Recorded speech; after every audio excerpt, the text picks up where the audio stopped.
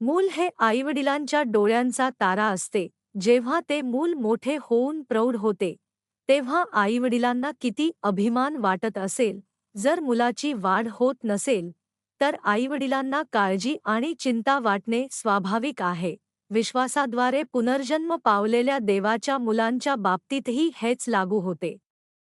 1 योहान 2 मध्ये असे लिहिले आहे की मुलांचा विश्वास वाढला पाहिजे आणि विकसित झाला पाहिजे, लहान मुलांच्या विश्वासापासून वडिलांच्या विश्वासापर्यंत, यासाठी की देव प्रसन्न होईल आणि त्यांना आशीर्वाद देईल. ओन्ली द बायबलच्या आजच्या भागात आपण विश्वासातील फरक आणि विश्वासाच्या पातळीनुसार स्वर्गातील भेद पाहणार आहोत. प्रेषितांची कृत्ये 2:38-39. पेत्र त्यांना म्हणाला, पश्चात्ताप करा आणि तुमच्यापैकी प्रत्येक जण आपल्या पापांच्या क्षमेसाठी येशू ख्रिस्ताच्या नावाने बाप्तिस्मा घ्या, म्हणजे तुम्हाला पवित्र आत्म्याचे दान मिळेल. कारण हे वचन तुमच्यासाठी, तुमच्या मुलांसाठी आणि दूर असलेल्या सर्वांसाठी आहे, म्हणजे ज्यांना आपला प्रभू देव स्वतःकडे बोलावेल त्या सर्वांसाठी आहे. विश्वासाचे मोजमाप 5 टप्प्यांमध्ये विभागले जाऊ शकते आणि प्रत्येक टप्प्याची स्वतःची वैशिष्ट्ये आहेत. विश्वासाचा पहिला टप्पा सर्वात मूलभूत आहे. याला पवित्र आत्मा प्राप्त करण्याचा विश्वास किंवा तारणासाठीचा विश्वास असे म्हटले जाते. जेव्हा आपण प्रभूला स्वीकारतो, तेव्हा देव आपल्याला पवित्र आत्मा एक भेट म्हणून देतो. म्हणूनच याला पवित्र आत्मा प्राप्त करण्याचा विश्वास असे म्हटले जाते. पवित्र आत्मा प्राप्त झाल्यामुळे व्यक्तीचे नाव जीवन पुस्तकात नोंदवले जाते आणि ती स्वर्गाची नागरिक बनते. म्हणून याला तारणासाठीचा विश्वास असेही म्हटले जाते. विश्वासाच्या पहिल्या स्तरावर व्यक्तीला देवाच्या वचनाचे थोडेच ज्ञान असते आणि ती त्यानुसार पूर्णपणे जगू शकत नाही. पापाबद्दल स्पष्ट समज नसते. जर एखाद्या व्यक्तीने पाप केले, तर पवित्र आत्म्याला दुःख होत आहे हे कदाचित तिला जाणवणार नाही.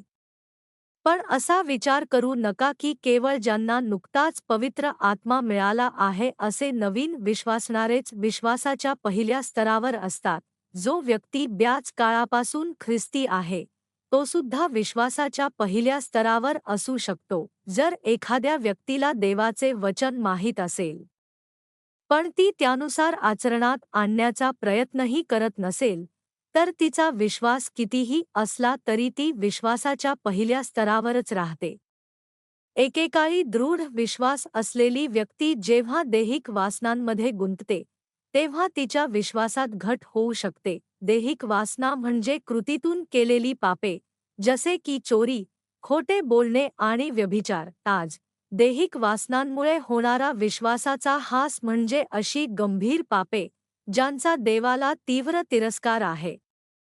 ज्या नवीन विश्वासणाऱ्यांनी नुकताच प्रभूला स्वीकारले आहे, परंतु ते आपल्या पापी स्वभावातून पूर्णपणे बाहेर पडलेले नाहीत, त्यांच्याद्वारे केलेल्या पापांना यात समाविष्ट केले जात नाही. विश्वासाच्या पहिल्या स्तरावर असलेले काही नवीन विश्वासणारे दृढ विश्वासाचे दिसू शकतात, कारण ते पवित्र आत्म्याने परिपूर्ण असतात आणि देवाच्या शिकवणींचे आज्ञाधारकपणे पालन करतात. परंतु जर त्यांनी आपली दृष्टी जगाकडे वळवली आणि पवित्र आत्म्याची परिपूर्णता गमावली, तर ते आपल्या जुन्या मार्गांवर परत जाऊ शकतात. पुन्हा जगाच्या जाळ्यात अडकू शकतात आणि पाप करू शकतात. जेव्हा हे असे चालू राहते, तेव्हा पवित्र आत्मा विझून जातो, ज्यामुळे विश्वासाचा पहिला स्तर टिकवून ठेवणे कठीण होते. जर तुम्ही विश्वासाच्या पहिल्या स्तरावर असाल, तर तुम्ही तिथेच राहू नये. विश्वासाच्या दुसऱ्या, तिसऱ्या आणि चौथ्या स्तरावर लवकर प्रवेश करण्यासाठी तुम्ही विविध उपासना सभा, प्रार्थना सभा आणि चर्चच्या मेळाव्यांना नियमितपणे उपस्थित राहावे, देवाचे वचन ऐकावे व शिकावे आणि त्यानुसार आचरण करावे. लूक रात्री 11:33 आणि पुढील वचनांमध्ये येशूबरोबर 2 गुन्हेगारांनाही वधस्तंभावर खिळण्यात आले, एक त्याच्या उजवीकडे आणि दुसरा त्याच्या डावीकडे. त्यावेळी गुन्हेगारांपैकी एकाने येशूला शिवीगाळ केली, परंतु दुसऱ्या गुन्हेगाराने त्याला फटकारले आणि पश्चात्ताप करून म्हटले, येशू, तू तुझ्या राज्यात येशील तेव्हा माझी आठवण ठेव.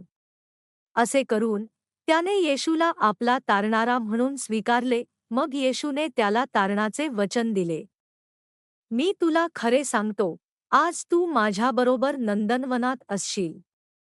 परंतु या गुन्हेगाराने केवळ येशूला आपला तारणारा म्हणून स्वीकारले होते. त्याने आपले पापी मार्ग सोडले नव्हते किंवा वचनानुसार जीवन जगले नव्हते. त्याने मरणाच्या अगदी आधी पश्चात्ताप करून प्रभूला स्वीकारल्यामुळे त्याला देवाचे वचन ऐकण्याची, शिकण्याची किंवा आचरणात आणण्याची संधी मिळाली नाही.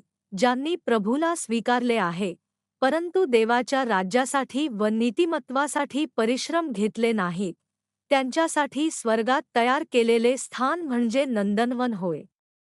जर कोणी असा विचार करत असेल की जगात मौजमजा करावी आणि तारणासाठी चर्चमध्ये जावे आणि मरण्यापूर्वी प्रभूला स्वीकारल्यास शेवटी आपले तारण होईल व आपल्याला स्वर्गात प्रवेश मिळेल, तर तो एक मोठी चूक करत आहे. देवाने पश्चात्ताप करणाऱ्या गुन्हेगाराला तारण दिले, कारण त्याला माहीत होते की जर त्याने मरण्याऐवजी विश्वासाचे जीवन चालू ठेवले असते, तर त्याने प्रभूचा विश्वासघात केला नसता, उलट तो शेवटपर्यंत विश्वासू राहिला असता.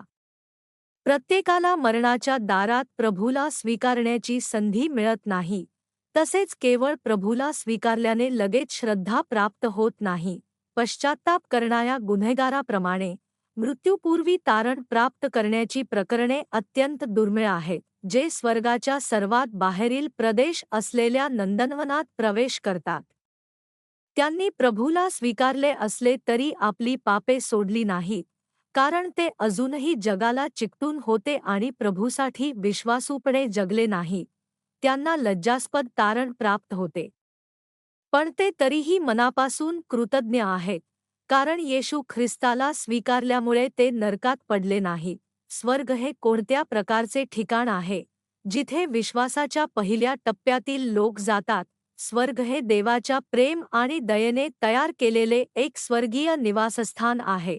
हे अशा आत्म्यांसाठी एक ठिकाण आहे ज्यांना देवाची मुले म्हणवून घेण्यास आपण पात्र नाही असे वाटते, पण नरकात पाठवले जाण्यासाठी आपण खूप मौल्यवान आहोत असेही वाटते.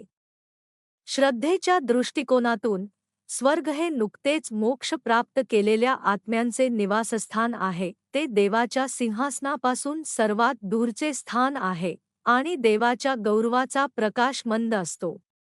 स्वर्ग हे स्वर्गीय निवासस्थानांपैकी सर्वात खालच्या स्तरावर येते. स्वर्ग अकल्पनीयपणे विशाल आणि प्रशस्त आहे. स्वर्गीय निवासस्थानांमध्ये सर्वात खालचा स्तर असूनही ते निःसंशयपणे पृथ्वीपेक्षा अधिक सुंदर आणि आनंददायी आहे.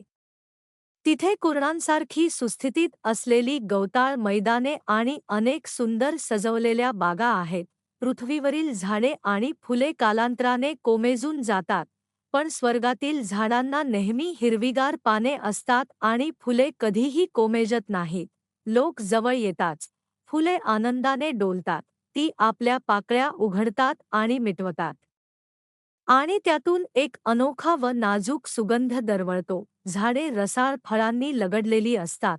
ती फळे चमकतात, लखलखतात आणि अविश्वसनीयपणे आकर्षक दिसतात. तिथे धूळ किंवा कीटक नाहीत. फळे खाण्यापूर्वी त्यांची साल काढण्याची गरज नाही. स्वर्गात सर्व पुरुषांचे केस त्यांच्या मानेपर्यंत लांब असतात, परंतु स्त्रियांचे केस त्यांच्या पवित्रतेची पातळी दर्शवतात आणि प्रत्येक व्यक्तीनुसार वेगवेगळे असतात. ज्या स्त्रीने प्रभूचे हृदय पूर्णपणे धारण केले आहे, तिचे केस पाठीच्या कण्याच्या शेवटपर्यंत पोहोचतात. नंदनवनातील स्त्रियांचे केस त्यांच्या खांद्यांना जेमतेम स्पर्श करतात. ते साधे पांढरे वस्त्र परिधान करतात, ज्यावर कोणतेही अलंकृत ब्रोच, केसांतील पिन किंवा डोक्यावर मुकुट नसतात. स्वर्गात राहणाऱ्यांना कोणतेही प्रतिफळ मिळत नसल्यामुळे त्यांची स्वतःची खाजगी घरे किंवा दागिने नसतात.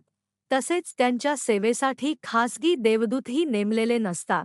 त्याऐवजी सर्वजण विश्रांतीसाठी बनवलेल्या सार्वजनिक इमारतींमध्ये एकत्र राहतात आणि एकमेकांची सेवा करतात.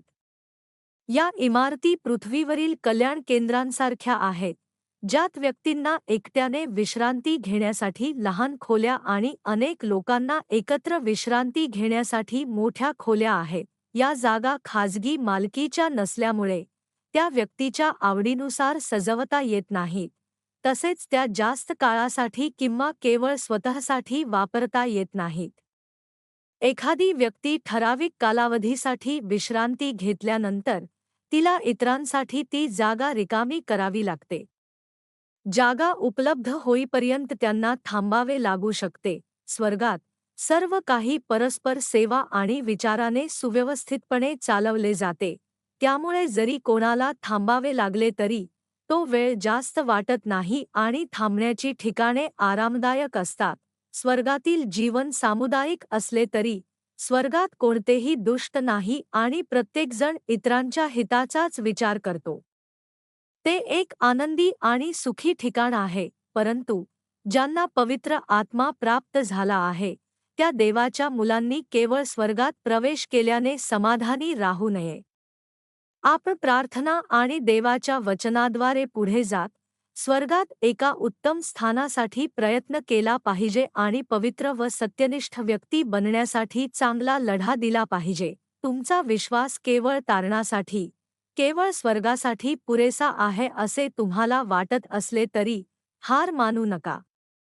मत्तय 13:31-32 मध्ये येशूने एक दृष्टांत सांगितला. स्वर्गाचे राज्य मोहरीच्या दाण्यासारखे आहे, जो एका माणसाने घेऊन आपल्या शेतात पेरला आणि तो इतर सर्व बियांपेक्षा लहान असतो, पण पूर्ण वाढल्यावर तो बागेतील रोपांपेक्षा मोठा होतो आणि त्याचे झाड बनते, इतके की आकाशातील पक्षी येऊन त्याच्या फांद्यांवर घरटी करतात.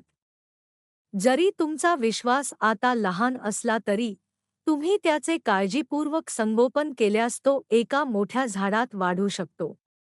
मी प्रार्थना करतो की तुम्हा सर्वांची परमेश्वराला प्रसन्न करणाऱ्या विश्वासाची तळमळ व्हावी आणि तुम्ही अधिक मोठ्या विश्वासाच्या दिशेने वाटचाल करत राहा. मी तुमच्यासाठी प्रार्थना करतो.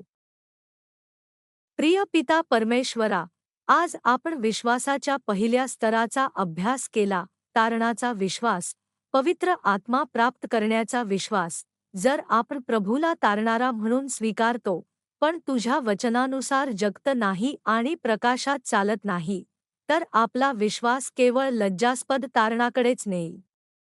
हे लक्षात ठेवण्यास आणि पापाचा त्याग करण्याचा प्रयत्न करण्यास आम्हाला मदत करा, कारण स्वर्ग कितीही सुंदर असला तरी या जगाच्या तुलनेत तो कितीतरी श्रेष्ठ आहे. स्वर्गातील इतर उत्तम ठिकाणांच्या तुलनेत ते सर्वात खालचे स्थान आहे. आम्हाला अशी अंतःकरणे द्या जी अधिक मोठ्या गोष्टींसाठी झटतील. आम्ही धन्य ख्रिस्ती बनूया, जे स्वर्गातील अधिक सुंदर ठिकाणांसाठी झटतील. आम्ही तुमचे आभार मानतो आणि आमच्या प्रभू येशू ख्रिस्ताच्या नावाने प्रार्थना करतो. आमेन.